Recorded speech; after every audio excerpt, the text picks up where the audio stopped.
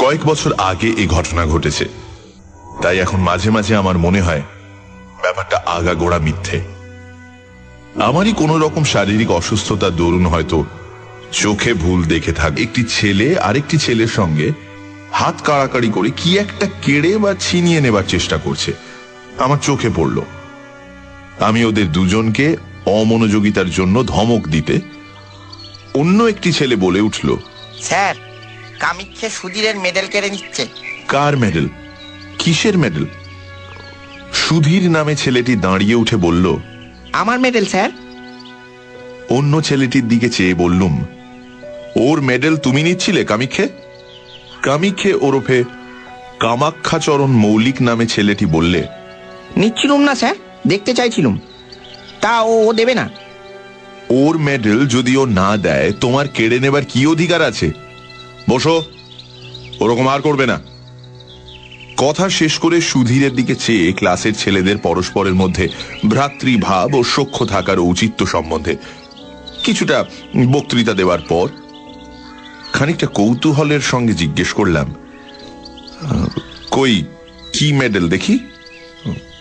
কোথায় পেলে মেডেল? ভেবেছিলাম আজকাল কলকাতার পাড়ায় পাড়ায় যে সমস্ত ব্যাডমিন্টন খেলা, সাঁতারের বা দৌড়ের প্রতিযোগিতা হয়ে থাকে তারই কোনো কিছুতে সুধীর হয়তো চতুর্থ স্থান বা ওই ধরনের কোনো সাফল্য লাভ করে ছোট্ট এতটুকু একটা আধুলির মতো মেডেল পেয়ে থাকবে, এবং সম্পূর্ণ স্বাভাবিক যে সে সেটা ক্লাসে এনে 5 জনকে গর্ব ভরে দেখাতে চাইবে।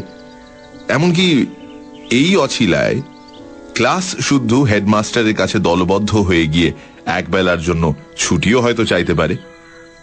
সুতরাং মেডেলটা যখন আমার হাতে এসে পৌঁছলো তখন সেটাকে তাচ্ছিল্যের সঙ্গেই হাত পেতে নিলাম, কিন্তু মেডেলটার দিকে একবার চেয়ে দেখেই চেয়ারে সোজা হয়ে বসলাম। না, এ তো পাড়ার ব্যাডমিন্টন ক্লাবের বাজে মেডেল নয়। মেডেলটা পুরনো, বড় ও ভারী চমৎকার গড়ন। কি জিনিস দেখি? মেডেলের গায়ে কি লেখা রয়েছে আধো অন্ধকার ক্লাসরুমে ভালো পড়তে পারলাম না। ওপিঠ উল্টে দেখি মহারানী ভিক্টোরিয়ার অল্প বয়সের মূর্তি খোদাই করা। পকেটে চশমা নেই, মনে হলো অফিস ঘরের টেবিলে ফেলে এসেছি। ইতিমধ্যে অনেকগুলি ছেলে ভিড় করেছে আমার চেয়ারের চারপাশে মেডেল দেখবার জন্য। তাদের ধমক দিয়ে বললাম, এই যাও, বসোকে সব, ভিড় করো না এখানে, যাও। একটা ছেলেকে বললাম, কি লেখা আছে মেডেলের গায়ে, পড়ো তো। ক্লাস 4-এর ছেলে অতি কষ্টে ধীরে ধীরে পড়ল, ক্রাইমিয়া, সেবাস্টোপোল, ভিক্টোরিয়া রেজিনা। ও পিঠে sergeant SB Perkins, 6th dragon guards, 1854 সাল। দস্তুর মতো অবাক হয়ে গেলাম। ক্রাইমিয়ার যুদ্ধের সময় সেবাস্টোপোলের রণক্ষেত্রে কোনো সাহসের কাজ করবার জন্য এই মেডেল দেওয়া হয়েছিল ইংল্যান্ডের সামরিক দপ্তর থেকে ড্রাগন গার্ডস সৈন্যদলের সার্জেন্ট পার্কিন্সকে। এ তো সাধারণ জিনিস মোটেই নয়। Crimea, Sebastopol, charge of the light brigade. কিন্তু কলকাতার নীলমণি দাস লেনের সুধীর সাহার কাছে সে মেডেল কোথা থেকে আসে?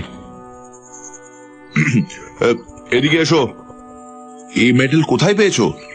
ওটা আমার স্যার। তোমার তো বুঝলুম, পেলে কোথায়?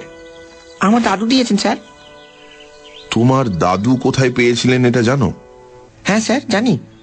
আমার দাদুর বাবার কাছে এক সাহেব জমা রেখে গিয়েছিল। কিভাবে? আমাদের মদের দোকান ছিল কিনা স্যার, মদ খেয়ে টাকা কম পড়লে ওটা বাঁধা রেখে গিয়েছিল, আর নিয়ে যায়নি। দাদুর মুখে শুনেছি। হিসেব করে দেখলুম 86 বছর উত্তীর্ণ হয়ে গেছে সেই বছরটি থেকে যে বছরে সার্জেন্ট পার্কিন্স, সে যাই হোক, এ মেডেল পায়। তখন তার বয়স যদি 20 বছরও থেকে থাকে, এখন তার বয়স হওয়া উচিত 106। সুতরাং সে মরে ভূত হয়ে গেছে কোন কালে? সেদিন ছিল শনিবার। সকাল সকাল স্কুল ছুটি হবে এবং অনেকদিন পরে সেদিন দেশে যাব আগেই ঠিক করে রেখেছিলাম। আমার এক গ্রাম সম্পর্কে জ্যাঠামশাই ইতিহাস নিয়ে নাড়াচাড়া করেন, বেশ পড়াশোনা আছে, গ্রামেই থাকেন। ভাবলাম তাকে মেডেলটা দেখালে খুশি হবেন খুব। সুধীরের কাছ থেকে মেডেলটি চেয়ে নিলাম, সোমবার ফেরত দেব বললাম। স্কুলের ছুটির পরে বাসা থেকে সুটকেস নিয়ে শিয়ালদা স্টেশনে এসে 2:30 গাড়ি ধরলাম। দেশের স্টেশনে যখন নামলাম তখন বেলা 5:30। 2 মাইল রাস্তা হেঁটে বাড়ি পৌঁছতে প্রায় সন্ধে হয়ে গেল। সন্ধ্যের আগেই হয়তো পৌঁছতে পারা যেত, কিন্তু আমি খুব জোরে হাঁটিনি। ভাদ্র মাসের শেষ, অথচ বৃষ্টি তত বেশি না হওয়ায় পথঘাট বেশ শুকনো খটখটে। পথের ধারের বর্ষা শ্যামল গাছপালা চোখে বড় ভালো লাগছিল। অনেক দিন কলকাতা বাসের পরে, তাই জোরে পা না চালিয়ে আস্তে আস্তে হেঁটে আসছিলাম। এখানে প্রথমেই বলি, আমার বাড়িতে কেউ থাকে না। পাশের বাড়ির এক বৃদ্ধা আমি গেলে রান্না করে দিয়ে আসতেন বরাবর।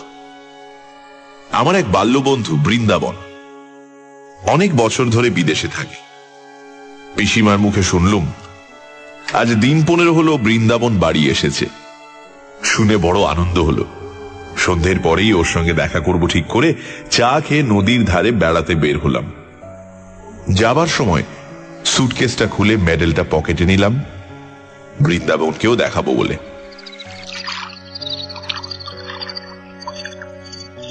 নদীর ধারে গিয়ে দেখি বর্ষার দরুন নদীর জল ভয়ানক বেড়েছে। নদীর জল কুল ছাপিয়ে দুধারের মাঠে পড়েছে। অনেকক্ষণ বসে রইলুম। সন্ধ্যার অন্ধকার নামলো একটু একটু করে। বাদুড়ের দল বাসায় ফিরছে তখন। কেউ কোনো দিকে নেই। এক জায়গায় বর্ষার তোড়ে নদীর পাড় ভেঙে গিয়েছে। অনেকটা উঁচু পাড়, নিচে খরস্রোতা বর্ষার নদী। জায়গাটা দিয়ে যেতে যেতে একবার কিরকম ভেঙেছে দেখবার ইচ্ছে হলো। পাড়ের ধারে দাঁড়িয়ে নিচে জলের আবর্ত দেখছি। পাড়টা সেখানে অনেকখানি উঁচু, জল অনেক নিচে। হঠাৎ আমার মনে একটা অদ্ভুত ইচ্ছে জেগে উঠল। আমি লাফ দিয়ে পাড় থেকে জলে পড়ব। দাঁড়িয়ে থাকতে থাকতে ইচ্ছেটা যেন ক্রমে বেড়ে উঠছে। লাফাই, লাফ, অথচ বর্ষার খরস্রোতা নদী কুটো ফেললে দুখানা হয়ে যায়। আমি সাঁতার জানি না, গভীর জল পাড়ের নিচেই। ইচ্ছেটা কিছুতেই যেন সামলাতে পারছি না। এমনকি আমার মনে হলো আর কিছুক্ষণ থাকলে আমাকে লাফ দিতেই হবে, নইলে আমার জীবনের সুখ চলে যাবে। তাড়াতাড়ি নদীর পাড় থেকে একরকম জোর করেই চলে এলাম, কারণ যেন মনে হচ্ছিল এরপর আমার আর যাওয়ার ক্ষমতা থাকবে না। পা দুটো যেন ক্রমশ শীষের মতো ভারী হয়ে উঠছে। এরপর ওই বিপজ্জনক নদীর পাড় থেকে পা দুটোকে নাড়াবার ক্ষমতা চলে যাবে আমার। নদীর ধার থেকে বৃন্দাবনদের বাড়ি আসবার পথে ওসব ইচ্ছে আর কিছু নেই। আমি নিজের নানা ভাবে নিজেই আশ্চর্য হয়ে গেলাম। কি অদ্ভুত! এরকম হওয়ার মানে কি? ট্রেনে বসে অতিরিক্ত মাত্রায় ধূমপান করেছিলাম মনে পড়ল। ওই ভাদ্র মাসের গরমে অতিরিক্ত ধূমপান করা ঠিক হয়নি, তার উপর বাড়ি এসে 2-3 পেয়ালা চা খেয়েছি। এসবেই ওরকমটা হয়ে থাকবে হয়তো। নিশ্চয়ই তাই। বৃন্দাবনের বাড়ি গেলাম। বৃন্দাবনকে অনেক দিন পর দেখে সত্যিই আনন্দ হলো। দুজনে অনেক রাত পর্যন্ত বসে অনেক গল্প করলাম। অনেক বছর ধরে জমানো অনেক সুখ দুঃখের কাহিনী। বড় গরম আজ, কোথাও এতটুকু বাতাস নেই। ভাদ্র মাসের গুমোট গরম। বৃন্দাবন বললে, চল ভাই, ছাদে গিয়ে বসে গল্প করি। ওহ, তবুও একটু হাওয়া পাওয়া যাবে। তুই আমাদের এখানে খেয়ে যাবি, মা বলে দিয়েছেন। তোদের বাড়িতেও খবর দেওয়া হয়েছে। দুজনে ছাদে উঠলাম। বাড়িটা দোতলা। দোতলার ছাদের ওপর একখানা মাত্র ঘর। আমি জানতাম বৃন্দাবনের কাকা ওই ঘরটায় থাকেন। দোতলার ছাদে উঠে দেখলাম বাড়ির পেছন দিকটায় বাঁশের ভাড়া বাঁধা। বললাম, বাড়িতে রাজমিস্ত্রি খাটছে বুঝি বৃন্দাবন? হ্যাঁ ভাই, কাকার ঘরটা মেরামত হবে। উত্তর দিকে দেয়ালটার গা থেকে নোনা ধরা ইটগুলো বের করে দেওয়া হচ্ছে। বৃন্দাবন দোতলায় ঘরটার মধ্যে ঢুকলো। আমার কিন্তু মনে কেমন একটা অস্থির ভাব। খানিকক্ষণ ঘরের মধ্যে গল্প করে আমি একটু জল খেতে চাইলাম। বৃন্দাবন জল আনতে নিচে নেমে গেল। আমি ছাদে পাইচারি করতে লাগলাম। ছাদে কেউ নেই, অন্ধকার ছাদটা। যেদিকটায় রাজমিস্ত্রিরা ভাড়া বেঁধে কাজ করছে, পাইচারি করতে করতে সেখানটাতে গিয়ে দাঁড়িয়ে দেখছি। হঠাৎ আমার মনে হলো, ছাদ থেকে লাফ দিয়ে পড়ি না কেন? বেশ হবে, লাফ দেব। প্রায় দুর্দমনীয় ইচ্ছে হলো লাফ দেবার। লাফ দেওয়াই ভালো, লাফ দিতেই হবে। দি লাফ। এমন সময় বৃন্দাবন ছাদের উপর এসে বললে, আয় ঘরের মধ্যে, মা চা পাঠিয়ে দিচ্ছেন। ও ওখানে দাঁড়িয়ে কেন? আরো প্রায় আধ ঘন্টা কথা বলবার পর নিচে থেকে চা ও খাবার এসে পৌঁছলো। আমরা দুই বন্ধুতে অনেক রাত পর্যন্ত গল্পগুজব করলাম। তারপর বৃন্দাবন খাওয়ার কতদূর জোগাড় হলো সেটা দেখতে নিচে চলে গেল। ঘরের মধ্যে বড় গরম। আমি বাইরের ছাদে খোলা হাওয়ায় আবার বেড়াতে লাগলাম। রাজমিস্ত্রিদের ভাড়ার কাছে এসে দাঁড়িয়ে আমার মনে হলো, লাফ এবার দিতেই হবে। কেউ নেই ছাদে, কেউ বাধা দিতে আসবে না। এটাই দারুণ সুযোগ। সঙ্গে সঙ্গে আমার মনের গভীর তলায় কে যেন বলছে, লাফ দিও না মূর্খ, লাফ দিও না, পড়ে চুরচুর হয়ে যাবে। আমার মাথার মধ্যে কেমন যেন ঝিমঝিম করছে। কতক্ষণ পর জানি না, এবং কিসে থেকে কি হলো তাও জানি না, হঠাৎ বৃন্দাবনের চিৎকারে আমার চমক ভাঙল।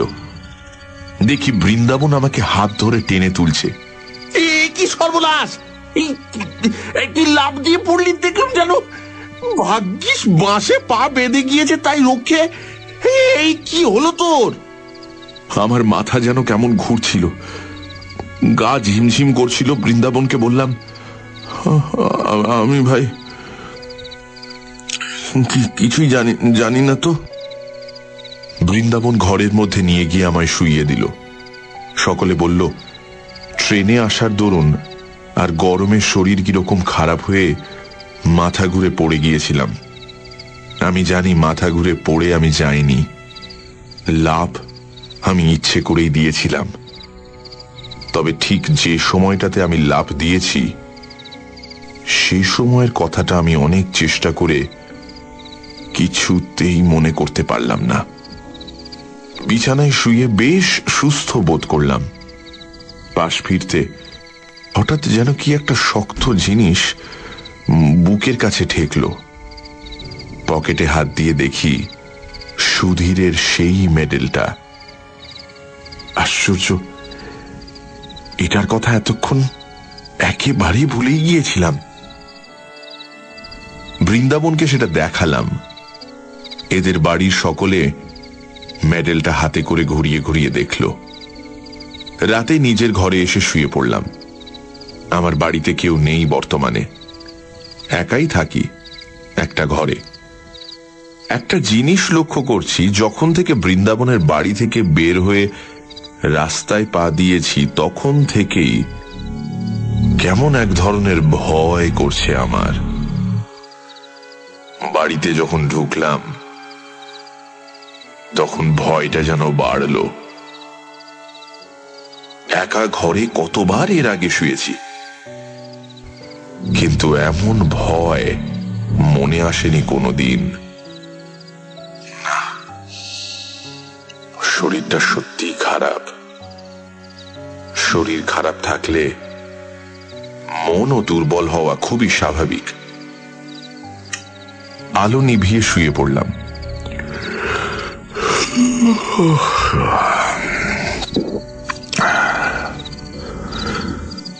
আমার মাথার কাছে একটা বড় জানলা। সেই জানলা দিয়ে বাড়ির পেছনের বন বাগান চোখে পড়ে। বেশ জ্যোৎস্না উঠেছে, কৃষ্ণপক্ষের একাদশীর জ্যোৎস্না। হাওয়া আসবে বলে জানলা খুলে রেখেছি। কতক্ষণ ঘুম হয়েছিল জানি না, ঘন্টা খানেকের বেশি হবে না। হঠাৎ ঘুম ভেঙে গেল। মনে হতে লাগলো আমার মাথার দিকে জানলায় কে যেন দাঁড়িয়ে। যেন মাথা তুলে সেদিকে চেয়ে দেখলেই তাকে দেখা যাবে। কথাটা মনে হওয়ার সঙ্গে সঙ্গে ভীষণ ভয় হলো। অথচ কিসের যে ভয় জানি না। এমন ভয় যে কিছুতেই মাথার দিককার জানলার দিকে তাকাতে পারলাম না। চোখে না দেখলেও আমার বেশ মনে হলো জানলার কড়াদেতে দুটো হাত রেখে কে যেন দাঁড়িয়ে আছে। জ্বলন্ত চোখে সে আমার দিকে চেয়ে রয়েছে। আমি ওদিকে চাইলেই দেখতে পাবো। প্রাণপণে চোখ বুজে শুয়ে রইলুম। কিছুতেই চাইব না। ঘুমোবার চেষ্টা করলাম, কিন্তু ঘরের মধ্যে কোথাও কি ইঁদুর পচেছে? কিসের পচা গন্ধ? যেন আয়োডিন, লিন্ট, মলম প্রভৃতি উগ্র গন্ধের সঙ্গে পচা ক্ষতের গন্ধ মেশানো।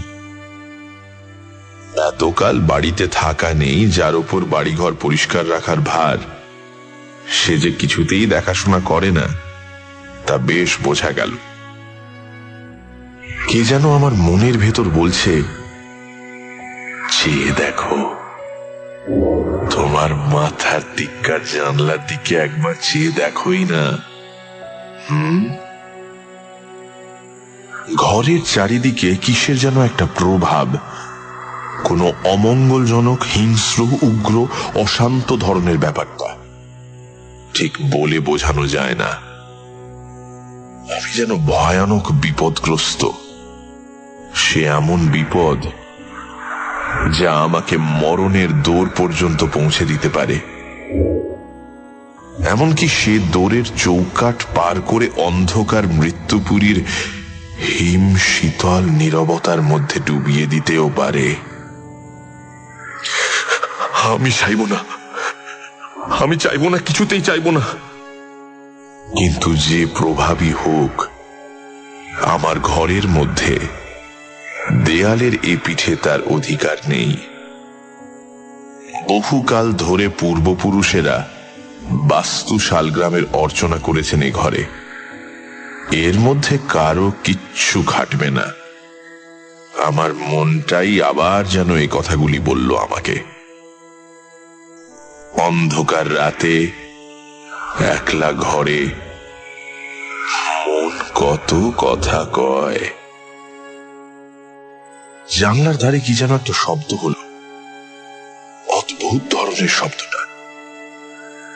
কে যেন জানলার কড়াদের উপর টোকা দিয়ে আমার দৃষ্টি আকর্ষণ করতে চাইছে। একবার, দুবার, তিনবার।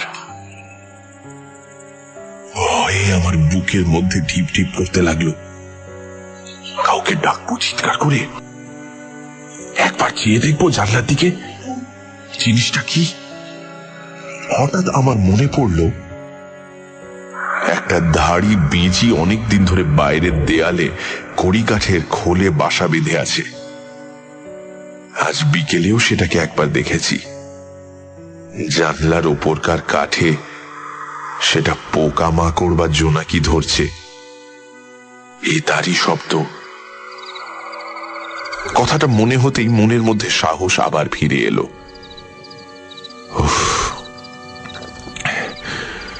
ঘাম দিয়ে জ্বর ছেড়ে গেল যেন। শরীর অসুস্থ থাকলে কত সামান্য কারণ থেকে ভয় পায় মানুষ। পাশ ফিরে এবার ঘুমোবার চেষ্টা করলাম স্বস্তির নিঃশ্বাস ফেলে।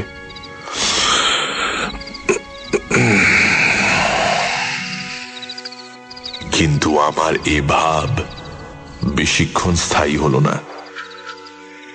এ ধারণা আমার মন থেকে কিছুতেই গেল না যে আজ রাতে আমি একা নই, আরো কে একটা এখানেই আছে। নিদ্রাহীন চোখে সে আমার উপর কড়া দৃষ্টি দিয়ে পাহারা রেখেছে। আমায় সে নিরাপদে বিশ্রাম করতে দেবে না আজ। বারবার ঘুম আসে, আবার তন্দ্রা ছুটে যায়। জেগে উঠি।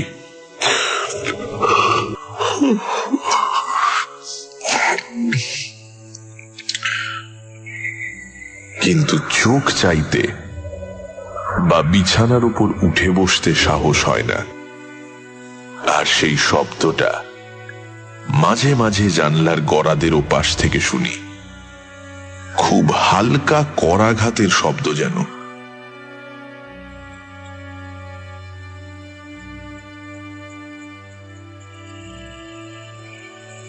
যেন শব্দটা বলছে, চেয়ে দেখো, পেছন ফিরে জানলার দিকে চেয়ে দেখো।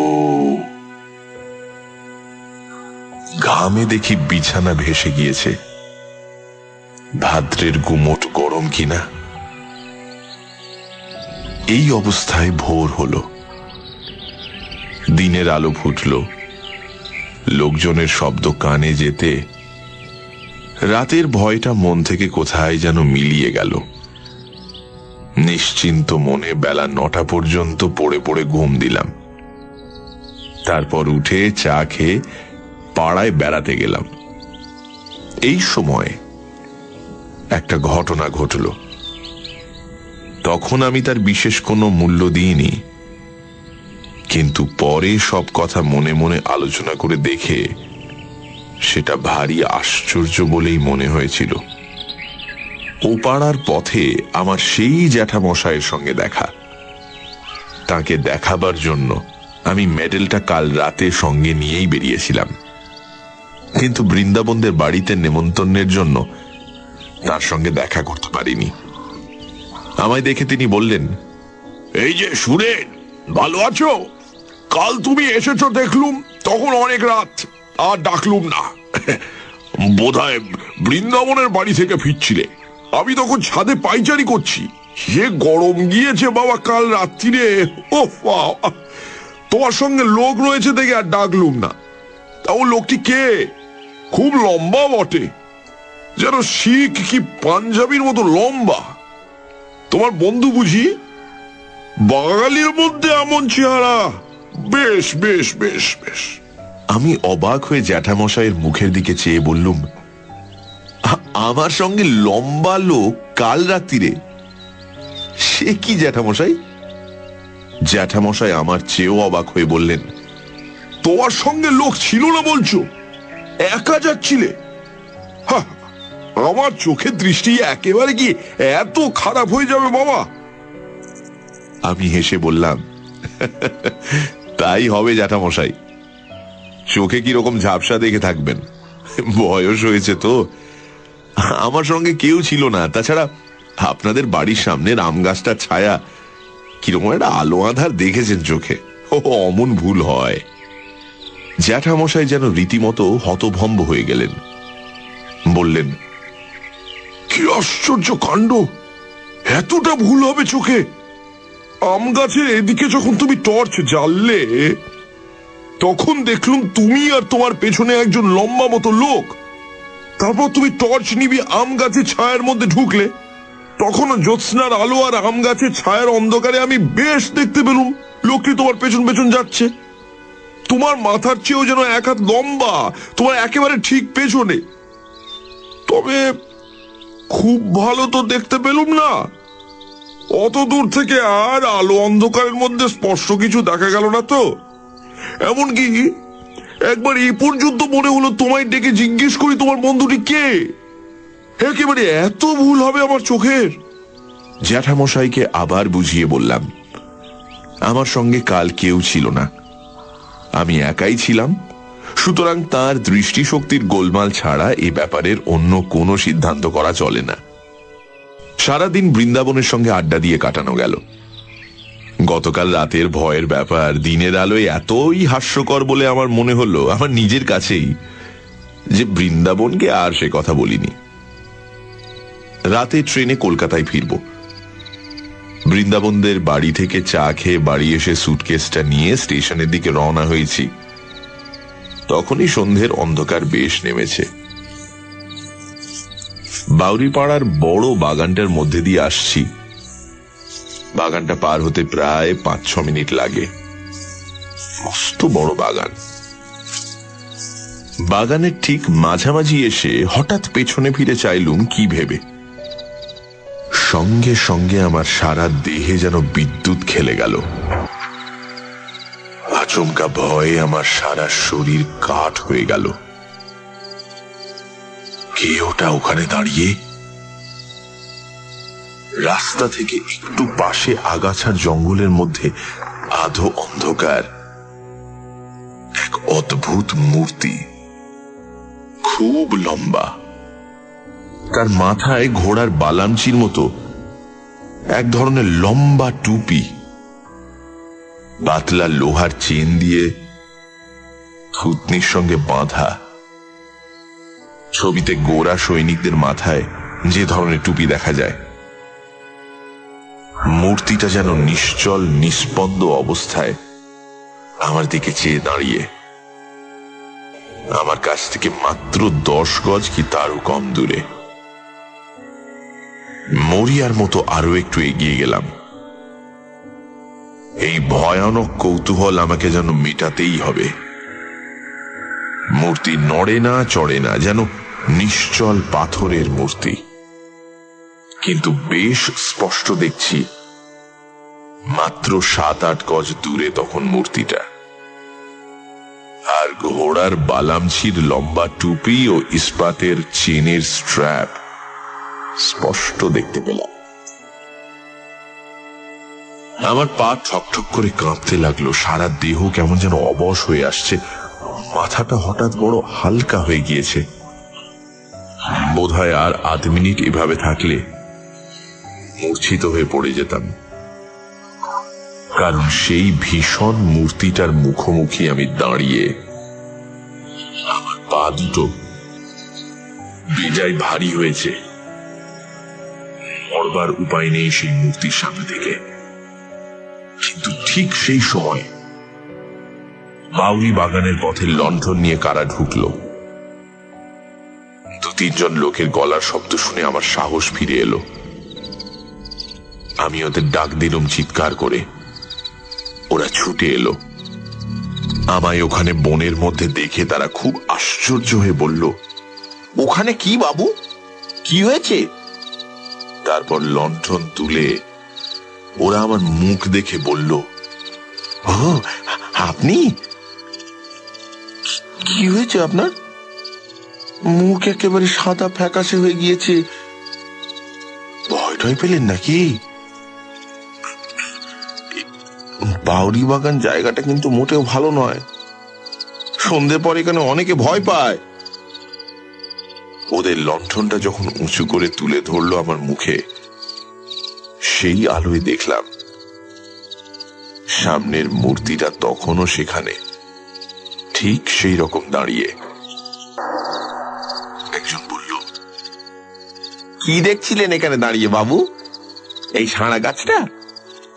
আরেকজন বলল, গাছটা ডালপালা কেটে মাথায় ঝোপের মতো করে রেখেছে, যেন মানুষ বলে অন্ধকার ভুল হয় বটে। চলে আসুন বাবু। আমিও দেখলাম সারা গাছই বটে। মাথার দিকের পাতাগুলো ছেঁটে গাছটাকে দেখতে হয়েছে ঠিক হর্স গার্ডসদের ঘোড়ার বালামচির টুপি। লোকের চোখের কি ভুলই হয়, কাল আমি আবার জ্যাঠামশাইকে চশমা নিতে বলছিলাম। ভেবে লজ্জা হলো মনে মনে। তিনি বৃদ্ধ লোক, তার চোখের ভুল তো হতেই পারে। আমারই যখন এই অবস্থা। ওরা আমায় আলো ধরে স্টেশনে পৌঁছে দিল। পরের দিন স্কুলে সুধীরের মেডেলটা ফেরত দিলাম। সুধীর বলল, আপনাকে দাদু একবার ডেকেছেন, আমার সঙ্গে ছুটির পরে আমাদের বাড়ি আসুন, নিজে যেতে বলেছেন। সুধীরের দাদু বললেন, যাক, আমার বড় ভয় হয়েছিল মাস্টার বাবু। সুধীরের কাছ থেকে মেডেলটা নিয়ে গেছেন দেশে, শুনলাম কিনা।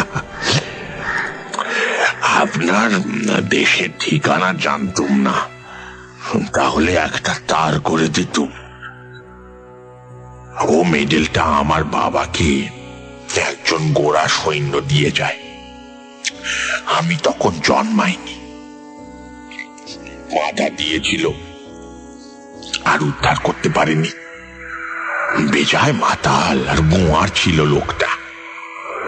ও মেডেলের বিপদ হচ্ছে আমাদের বংশের লোক ছাড়া অন্য কেউ নিলে তার বড় বিপদ ঘটে।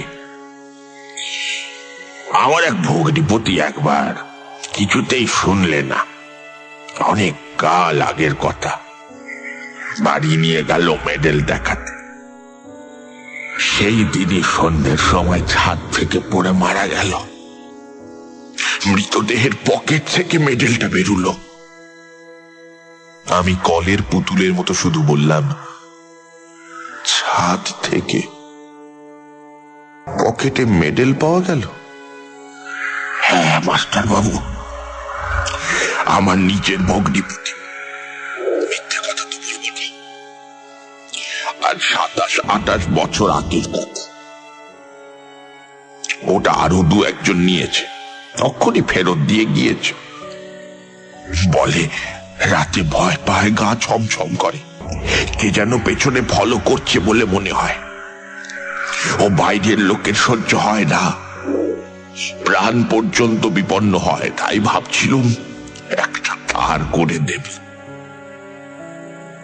একটা কথা বলা দরকার। মাসখানেক পরে আমি আবার দেশে যাই। বাউরি বাগানে ঢুকে যেখানে সে রাতে ভয় পেয়েছিলাম, সেদিকে চেয়ে দেখে সে সাঁড়া গাছটা কোথাও আমার চোখে পড়ল না। যে আম গাছটার ধারে সাঁড়া গাছটা দেখেছিলাম, সেখানে দিনমানে বেশ ভালো করে দেখেছি। কোথাও সে সাঁড়া গাছ নেই, বা গাছ কেটে দিলে যে গুঁড়িটি থাকবে তারও কোনো চিহ্ন নেই। কশ্চিনকালে সেখানে একটা বড় সাঁড়া গাছ ছিল বলে মনেও হয় না জায়গাটা দেখে।